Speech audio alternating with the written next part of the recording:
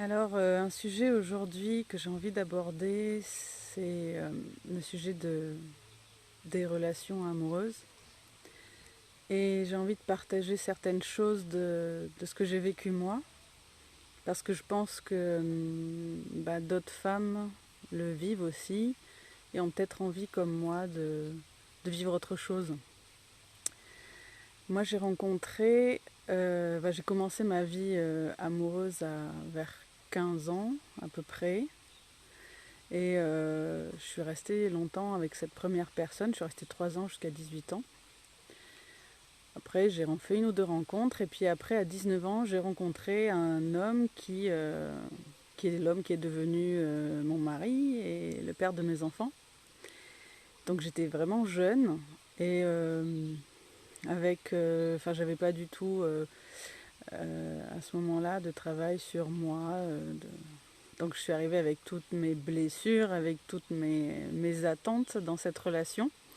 Et lui aussi, même s'il était plus âgé. Et on a vécu 18 ans, une relation exclusive, ensemble. Et qui s'est pas forcément tout le temps bien passé. Et au bout de 18 ans, je me souviens que j'étais en train de lire un bouquin de Monique Grande. Le bouquin s'appelle Femmes qui se réinventent.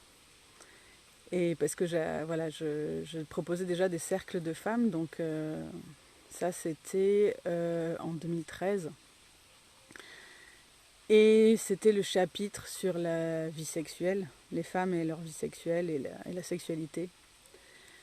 Et je me suis mise à pleurer, parce que j'ai fait le constat ce soir-là, enfin c'était assez tard, le soir, dans la nuit, j'ai fait le constat que je n'avais plus de vie amoureuse et je n'avais plus de vie sexuelle. Et que si je restais avec cet homme, ça pouvait vouloir dire faire le deuil de ma vie sexuelle et amoureuse. Et donc en 2013, j'avais 37 ans. Et que là, je me suis rendu compte que c'était juste impossible pour moi. Que j'étais beaucoup trop jeune pour faire ce deuil-là. Et qu'il fallait que je prenne une décision. Et il fallait que quelque chose change. Alors ça faisait déjà 3 ans qu'on avait un petit peu évoqué le sujet, tout ça, qu'on voyait bien que ça marchait pas plus trop. Donc j'avais assez peu d'espoir qu'on arrive à s'en sortir tous les deux. Ça aurait pu être une solution. On peut envisager de faire une thérapie de couple, par exemple. Pour avoir vécu ça depuis, dans d'autres situations, il me semble que la thérapie de couple, ça peut fonctionner si on fait des thérapies individuelles en plus, en dehors.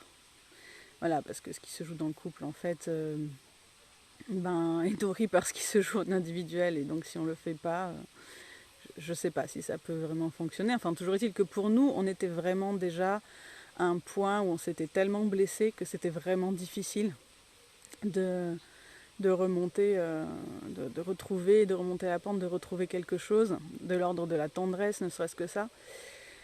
Il y avait beaucoup de choses entre nous qui faisaient que c'était pas trop possible. Alors à quoi j'ai pensé quand j'ai eu cette prise de conscience? Je me suis dit ok, qu'est-ce que je peux faire? Je peux prendre un amant peut-être. J'ai pensé à ça, mais je me suis dit comment je vais vivre ça? Je me sens pas de parler de ça pour que ça soit ok, que ça soit su. Donc ça veut dire qu'il va falloir que je le cache. Et je me sentais vraiment pas. Pour moi, c'était juste pas envisageable. Je me suis dit, et si je tombe amoureuse de l'amant, de toute façon, au final, je vais arriver à l'autre solution que j'avais envisagée, qui était de partir, de quitter cette relation. Ce qui n'était pas forcément évident parce que j'étais mère au foyer en fait, et j'avais donc pas de carrière, pas de travail. J'avais un travail de prof de danse, mais c'était quelques heures par semaine et en plus c'était une danse orientale, donc pas quelque chose d'aussi populaire que le hip-hop ou le modern jazz ou le classique où on est sûr d'avoir plein de boulot.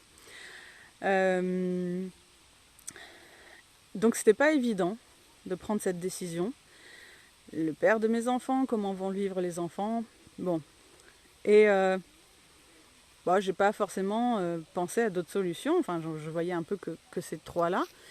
Et au final, j'ai pris la décision de partir, de quitter cette relation. Et je me suis dit, j'avais commencé à lire des bouquins sur le couple, sur la relation, et j'avais vu qu'il était possible de vivre les choses autrement que dans le reproche, que dans les attentes sur l'autre, que dans la souffrance en fait de ne pas être compris, de ne pas s'entendre. Et surtout ce qui me manquait moi, c'était d'avoir de l'attention et de la tendresse. Je savais qu'autre chose était possible. En tout cas, il y avait des témoignages dans ce que je lisais de relations qui se passaient bien. Et donc, j'aspirais vraiment à ça. Donc, après avoir quitté donc, cet homme, qui est maintenant mon ex-mari, je me suis vraiment beaucoup intéressée au sujet du couple et de la relation, de la communication aussi. Ça faisait un petit moment que je m'y intéressais parce que dès la naissance de mes enfants, j'ai eu envie de savoir comment mieux communiquer avec eux. Et donc j'ai rencontré d'autres hommes. Et en fait, ça s'est pas bien passé. J'ai eu des relations très intenses, mais très intenses à la fois bien, parce que après quelques années de vie sexuelle un peu inexistante, voilà, c'était un peu explosif, mais aussi à la fois très intense mal, c'est-à-dire dans la souffrance, parce qu'il y avait vraiment des incompréhensions, et surtout, moi, à ce moment-là, j'étais tellement dans un peu une espèce de désespoir de vouloir être... comment dire, choisie, de vouloir qu'on me donne ma place, de vouloir être un peu l'unique, que ça mettait une pression de fou quoi, dans la relation. Et ça fonctionnait pas. Quoi. Je pense que je faisais peur. Et mes attentes faisaient peur. Et donc, il y a eu comme ça plusieurs relations avec des hommes qui ne pouvaient pas ou ne voulaient pas s'engager, alors que moi, c'était ce que je souhaitais. Et ça m'a fait réfléchir encore plus avant.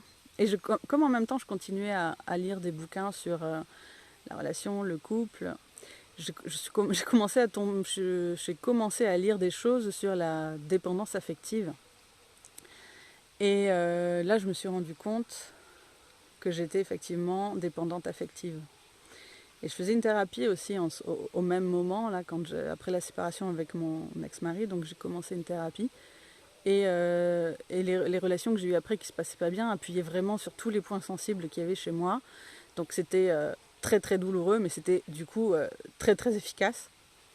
Et quand j'ai compris que j'étais dépendante affective et que j'avais d'énormes attentes du coup vis-à-vis des hommes, ça a été un gros tournant. Et de l'accepter. Au début, je me suis battue contre ça. Je me suis dit, mais non, c'est pas vrai, je suis une femme forte, j'ai pas besoin, je peux ne pas mettre d'attente. Et en fait, c'était juste impossible. Il y avait beaucoup trop de choses à régler pour juste le dire comme ça et que ça s'arrête. Donc, le jour où je l'ai accepté et où je me suis dit, ok, effectivement, je suis dépendante affective et effectivement, ça met des choses dans la relation qui sont pas sympas. Ça a changé en fait mon point de vue sur les choses, ça a changé ma façon de me comporter. J'étais déjà plus indulgente avec moi-même, et surtout vu que je l'avais accepté, je reconnaissais les situations où je me comportais pas de façon saine. Et j'ai continué mon chemin sur tout ça, et je me suis rendu compte que quoi qu'on choisisse comme solution quand on quitte une relation, enfin quand ça va pas dans une relation, qu'on choisisse soit de prendre un amant, qu'on choisisse soit de faire une thérapie, qu'on choisisse de couple, soit ou qu'on choisisse de partir, en fait ça va se reproduire et ça va continuer tant qu'au fond de soi on n'a pas fait un changement, on n'a pas fait le changement qui pour moi est essentiel, qui est celui de s'aimer soi-même, qui est celui de pourvoir soi-même à ses besoins d'amour, qui est celui de reconnaître quand on a des blessures qui font mal et de pouvoir soi-même prendre soin de soi. Et grâce à tout un tas d'outils que j'ai croisés sur mon chemin avec ma thérapie, avec d'autres formations que j'ai faites en énergétique, avec d'autres outils, notamment les outils d'Access Consciousness, grâce à tout ça, j'ai pu arriver à cet état où je n'ai pas besoin de quelqu'un d'autre pour aller mieux, pour m'aimer, pour me sentir bien. Je peux pourvoir à ce besoin moi-même. Et j'entendais souvent dire, c'est quand on cherche plus l'amour qu'on le trouve. Mais avec mon regard de dépendante affective, j'interprétais ça comme ok, si je cherche plus, je vais trouver l'homme, le bon qui va m'aimer, un peu le prince charmant. Alors que raisonnablement, je savais très bien que c'était pas sain d'attendre ça. Mais c'était ça qui était inscrit en moi. Et grâce aux outils qui m'ont permis d'apprendre à m'aimer moi-même et à pourvoir à mes besoins affectifs moi-même, grâce aussi à certaines lectures que j'ai eues féministes et qui ont aussi mis en lumière que dans notre culture et dans la société, il y a quand même pas mal de choses qui incite à un seul modèle de couple, un seul modèle de relation avec un rapport homme-femme particulier.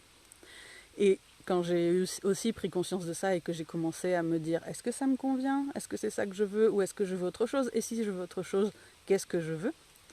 Tout ça a fait que aujourd'hui, il y a quelque temps, j'ai dit ok, j'ai plus besoin d'une relation. J'en ai envie, mais j'en ai plus besoin. Et c'est pas pareil.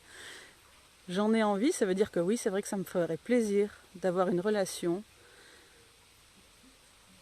parce que je l'envisage de façon enrichissante, agréable, joyeuse. J'ai pas envie d'avoir une relation drame comme j'ai pu avoir avant. Donc oui, ça me fait envie. Par contre, j'en ai pas besoin. Et donc si je reste seule, c'est pas un souci en fait. Et quand j'ai accepté d'être célibataire, quand j'ai dit bah non, je cherche plus de compagnon, quand j'ai accepté ça, j'ai vraiment baissé mes barrières. Et c'est quand j'ai pu vraiment baisser mes barrières et que j'étais moi-même autonome affectivement, que là j'ai pu commencer à avoir des relations super intéressantes, joyeuses, enrichissantes et saines. C'est-à-dire qui ne sont pas basées sur la dépendance à l'autre et le besoin de l'autre pour se sentir exister. Non, ça je le fais moi-même avec moi-même, mais ce sont des relations qui sont basées sur vraiment l'échange, le partage. Je peux maintenant regarder la personne et l'accueillir comme elle est et ne pas me dire « Oh là là, j'aimerais qu'il change ça parce que moi ça ne me va pas, il faudrait que ça change. » Non. Aujourd'hui, si ça m'arrive, parce que bon, je suis humaine, hein, et je suis humaine avec toutes mes valises d'avant, même si j'en dépose beaucoup. Si ça m'arrive, tout de suite ça allume une alarme dans ma tête et je me dis oula, là je suis en train de retomber dans une espèce de truc pas sain, de dépendance et de je veux soit que l'autre corresponde à ce que je veux, soit qu'il me sauve, j'en sais rien, enfin des trucs, ça dépend des situations.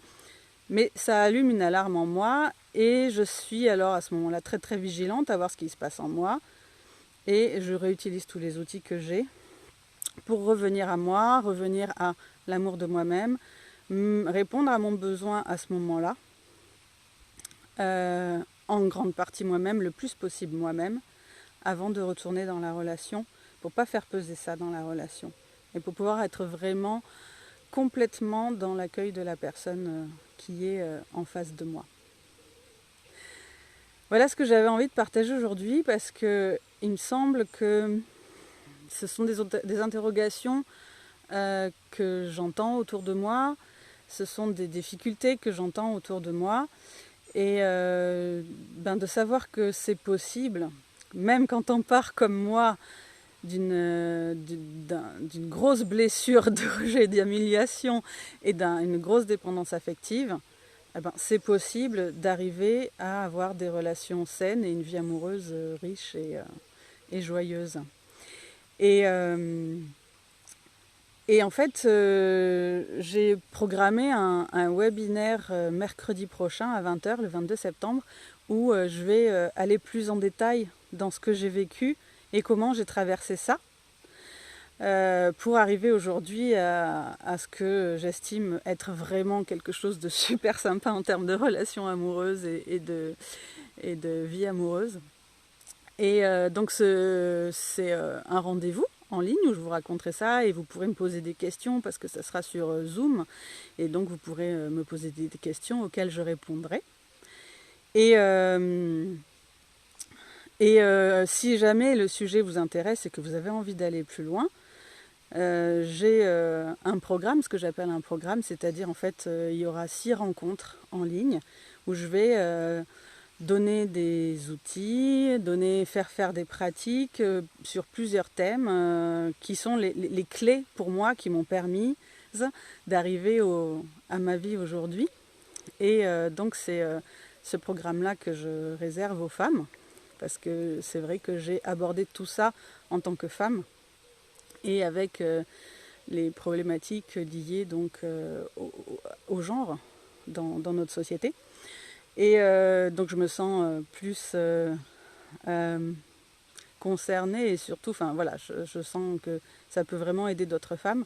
Donc ce programme aura lieu en octobre, début octobre. Ça sera sur 6 jours d'affilée. Il y aura une rencontre par jour qui sera disponible en replay pour celles qui ne pourront pas être présentes à l'heure du webinaire. Et là, il y aura vraiment des outils pratiques, des pratiques aussi. Enfin, je vous ferai aussi, il y aura des exercices, je veux dire, et puis des choses que je vous donnerai pour être en autonomie ensuite, pour que vous puissiez continuer à faire ce travail intérieur, voilà, pour être ensuite comment dire, pour être ensuite prête à accueillir une relation qui ne soit pas dans la dépendance affective, ou en tout cas pour avoir les outils pour voir tous ces mécanismes-là qui se jouent et de pouvoir justement les arrêter avant de rentrer dans des relations où on met beaucoup d'attentes, beaucoup de pression et où finalement il y a beaucoup de souffrance. Ben voilà, si tout ça c'est sur mon site, si vous voulez des renseignements, et appelez-moi comme ça ou contactez-moi par message direct, par mail, et on en parle. Voilà. En tout cas, je me réjouis de vous retrouver mercredi prochain pour vous partager tout ça. Mercredi prochain, c'est ouvert à tout le monde, hein, et vous partager un peu plus en détail comment je suis passée de la dépendance affective avec des relations qui me faisaient souffrir à une vie amoureuse vachement plus sympa et légère et où je m'amuse et où je me réjouis beaucoup. Voilà. Je vous souhaite un très bon week-end. Je vous embrasse. À très bientôt.